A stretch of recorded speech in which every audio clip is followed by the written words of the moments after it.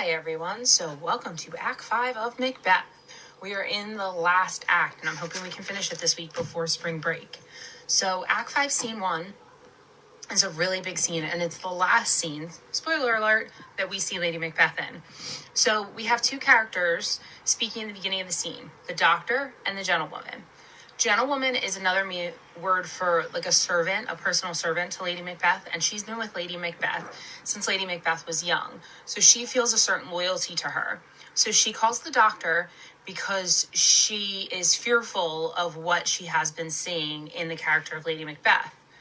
So the gentlewoman says, I've seen her rise from her bed around line 4. Throw her nightgown upon her, unlock her closet, take forth paper, fold it, write upon it, read it, afterwards seal it, and again return to bed. All of this while in a fast sleep. So she's sleepwalking. And while she's sleepwalking, she's taking paper and she's writing on it. And then she folds it up. And then she goes back to sleep. And she's also speaking in her sleep. So the gentlewoman has a loyalty to her, so she doesn't say what she's been saying to the doctor, which makes us think that it's probably pretty bad in nature of what Lady Macbeth is talking about. Because remember, Lady Macbeth is the queen right now. So Lady Macbeth walks in holding a light, a taper. So that's like a candle with a light on it. And the doctor says, well, why does she have the light? And the gentlewoman says that it commands to sleep with a light. So that's not because Lady Macbeth is literally scared of the dark. So I want you to think about, why is that light symbolic? What is she really trying to block out with that light? So then Lady Macbeth starts speaking, and she says, yet here's a spot. And that's in line 26, yet here's a spot.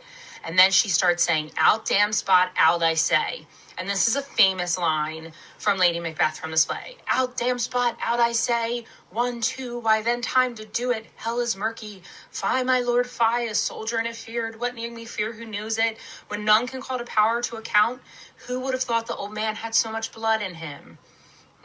What old man had so much blood in him? So what is she speaking of? She's speaking of the murders that her husband has committed. And then she says, the Thane of Fife had a wife. Where is she now? The Thane of Fife is Macduff. She's like, where's the Thane of Fife's wife? Where is she? So she's remarking and talking about all of the different murders. So what is the feeling that she is experiencing and taking out during her sleepwalking? Guilt. What symbol is associated with guilt throughout the play? Right, blood. So what is Lady Macbeth saying that there's a spot of? Blood. So she's going, out damn spot, out I say, and she's obsessively and compulsively trying to get this blood off her hands, trying to rid herself of the guilt. Okay? So the Lady Macbeth says, here, this is the smell of blood still. The perfumes of Arabia will not sweeten this little hand. And that's in lines 42 and 43. And the doctor then says in line 49, this disease is beyond my practice. I have known those which have walked in their sleep, who have died holily in their beds. So is something wrong with Lady Macbeth that she needs some medication, she'll be good? No. He says, something's wrong with her up here. Something's happening to her, and I can't cure this. So Lady Macbeth says, to bed, there's a knocking at the gate. Come, give me your hand. What's done cannot be undone. To bed. So what is she referring to there? The murder of Duncan. Harry, there's knocking at the gate. Remember when we were knocking? That's when we were in class acting it out. But remember when we were knocking and she's like, oh, no big deal. Like, let's put on our night clothes and a little water clears us of this deed. Now she's the complete opposite end of the spectrum and she's feeling immense guilt. So the doctor says, will she go to bed? The gentlewoman says yes. And then I want you to pay attention to the doctor's last lines in 61 and 62, where he says, unnatural deeds do breed unnatural troubles. So is this something natural? No. What's unnatural about what Macbeth has been doing? Well, he's murdering people as the king. So he's saying that's what's caused Lady Macbeth to have these troubles. So I really want you to think about the character of Lady Macbeth in this scene and really what we've seen from her. So she started off in the beginning as this power-hungry, crazy lady, like, I'll bash a baby's brains in. If I promised you to, I'm power-hungry. I want to be the queen. And then she's like, telling Macbeth that he's a coward and she won't love him anymore if he doesn't do what she wants him to do.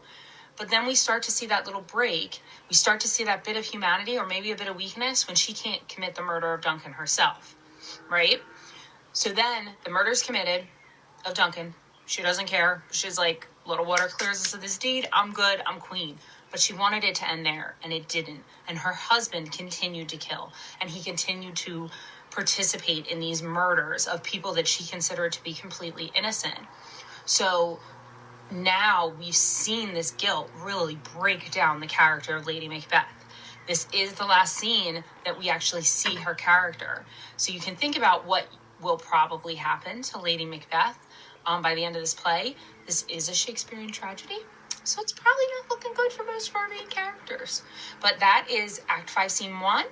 And we're going to start to see conclusions to all the things that we're wondering about, which while we're reading Act 5, I want you to think about how the characters of Lady Macbeth and Macbeth have changed. Their downfall of Macbeth you mapped out last week.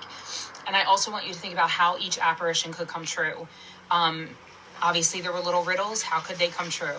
How is this going to end for our main characters of Lady Macbeth and especially Macbeth? Okay, so that's your Act 5, Scene 1. I hope you guys have an awesome day. Take care. Bye. Miss you. Miss your faces. Bye.